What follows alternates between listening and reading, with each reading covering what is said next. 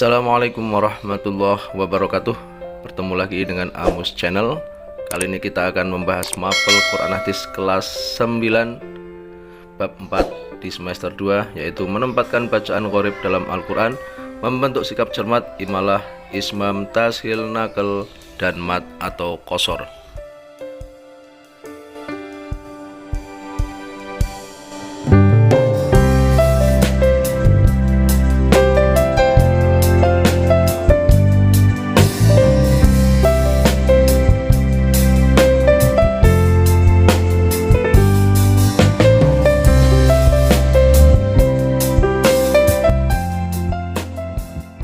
Bacaan gharib dalam Al-Quran, yaitu imalah, ismam, tashil, nakal, dan mat atau qasar.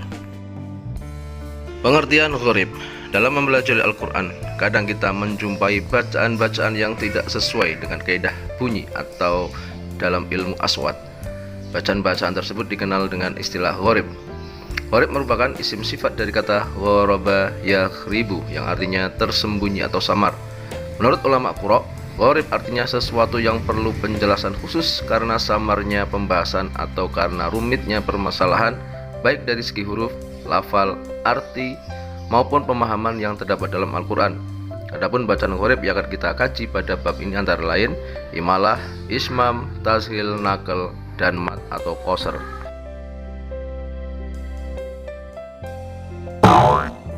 Yang pertama, imalah. Apa itu imalah?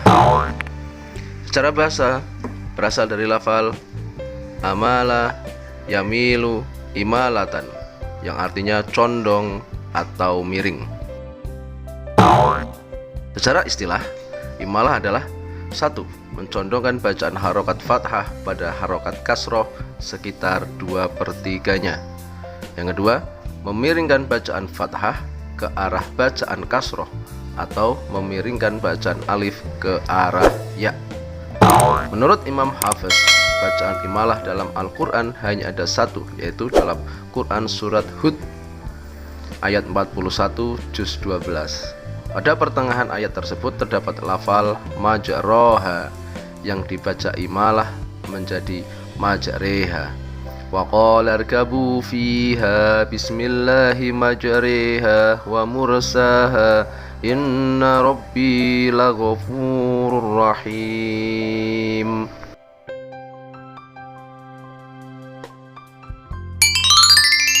Mengapa lafaz majroha diimalahkan? Mengutip pontren.com, salah satu alasannya adalah sebagai pembeda, sebab majroha berarti berjalan di darat, sedangkan di ayat tersebut konteksnya adalah perjalanan di permukaan air. Kecenderungan perjalanan di permukaan air adalah tidak stabil, terkadang diterjang ombak kecil, ombak besar, atau terhempas angin, tidak seperti perjalanan darat, sehingga lafaz majroha pun diimalahkan menjadi majreha. Yang kedua, ismam. Apa itu ismam? Ismam secara bahasa artinya menggabungkan, memadukan, mencampurkan. Sedangkan secara istilah, ismam adalah mencampurkan dhammah pada sukun dengan memoncongkan bibir. Menurut Imam Hafiz, di dalam Al-Quran hanya ada satu, yaitu la ta'manna, di dalam Quran Surat Yusuf ayat 11 juz 12. Lafal la ta'manuna juga boleh dibaca ikhtilas, yaitu membaca harokat dengan samar dan cepat sehingga suaranya tinggal 2/3 harokat. La ta'manna. Pada ayat tersebut, lafaz manna, tak manna dibaca seolah bibir mengucapkan manuna, namun nu-nya hanya sekedar diisyaratkan dengan memanyunkan atau memajukan atau memoncongkan bibir. La ta'manna. Yang ketiga, tashil. Apa itu tashil? Secara bahasa, tashil artinya lunak atau meringankan. Sedangkan secara istilah, tashil adalah membaca antara hamzah dan alif. Hamzah pertama dibaca tahqiq, jelas dan pendek, sedangkan hamzah kedua dibaca tashil atau ringan. Dalam qiraah Imam Asim di riwayat Hafiz hanya ada satu bacaan tashil, yaitu pada Quran surat Fusilat ayat 44, yaitu lafal a'jamiyyun wa arabiyyun. Cara membacanya di tengah-tengah antara huruf hamzah dan huruf alif, sehingga lafal yang keluar tidak seperti hamzah, tidak juga seperti alif, akan tetapi lafal yang keluar di tengah-tengah kedua huruf tersebut adalah samar-samar.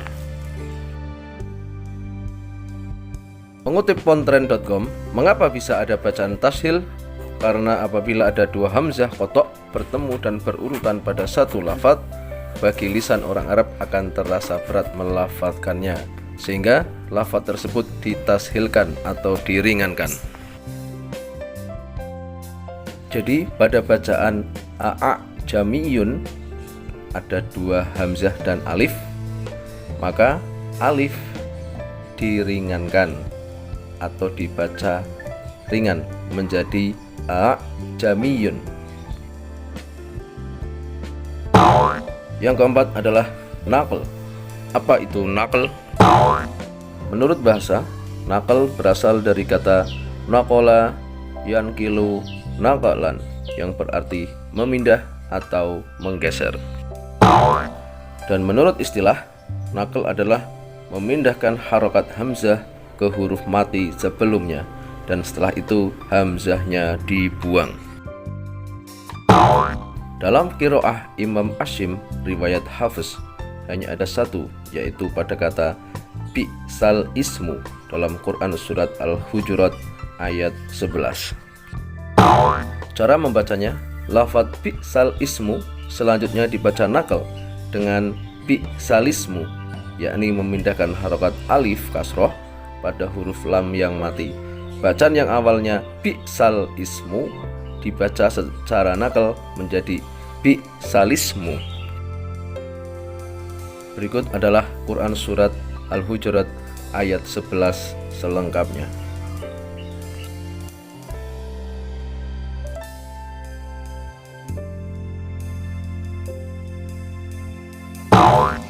Dan yang kelima adalah mad atau qasr. Hukum mad. Menurut bahasa, mad adalah memanjangkan dan menambah. Sedangkan menurut istilah, mad adalah memanjangkan suara huruf mad, yaitu alif yang jatuh sebelum fathah, ya sukun yang jatuh sebelum kasroh, dan waw sukun yang jatuh setelah dhammah. Hukum bacaan mad dibagi menjadi dua, yaitu yang pertama ada mad asli, antara lain mad tabi'i harfi, mad iwad, mad tamkin, mad badal, dan mad silah qasirah. Kemudian yang kedua ada mad far'i, antara lain 1. Mad wajib mutasil, 2. Mad jaiz munfasil, 3. Mad silah tawilah, 4. Mad arid lisukun, 5. Mad layin, 6. Mad lazim mukhaffaf kilmi, 7. Mad lazim musaqqal kilmi, 8. Mad lazim mukhaffaf harfi, 9. Mad lazim musaqqal harfi, dan 10. Mad farqi. Panjang bacaan mad. Cara membaca mad. Yang pertama, al-qasr. Huruf mad dibaca panjang satu alif atau dua ketukan atau harokat. Yang kedua, al-tawassut, yaitu huruf mad dibaca panjang 1,5 alif atau 3 ketukan atau harokat. Yang ketiga, at-tul, yaitu huruf mad dibaca panjang 2,5 alif atau 5 ketukan atau harokat, atau 3 alif atau 6 ketukan. Bacaan qasr. Qasr yaitu memendekkan bacaan Al-Quran yang semula dipanjangkan. Dibagi menjadi dua. Yang pertama, sofrun mustatirun, yaitu tanda lingkaran yang tertulis pada lafal yang dikosorkan. Yang kedua, sofrun mustatilun, yaitu tanda oval seperti bentuk telur yang ditulis di atas lafal yang dikosorkan. Berikut adalah contoh qasar safrun mustatirun.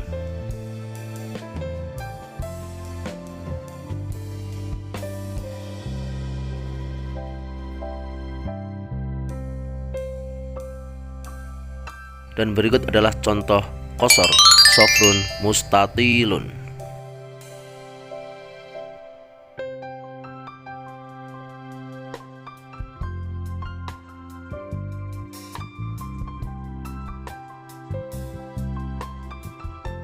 Untuk catatan, perlu diketahui tidak semua bacaan qasar mempunyai tanda seperti yang disebutkan di atas.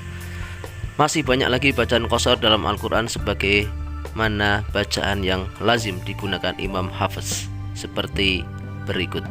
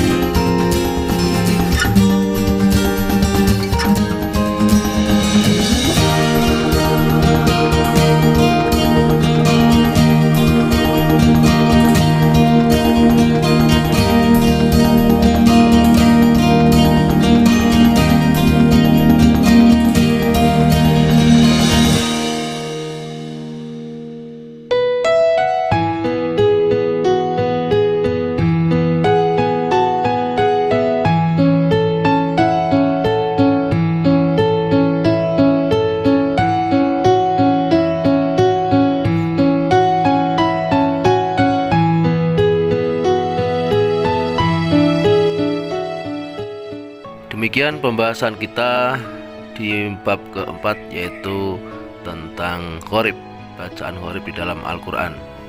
Mapel Quran Hadis kelas 9. Semoga bermanfaat. Wassalamualaikum warahmatullahi wabarakatuh.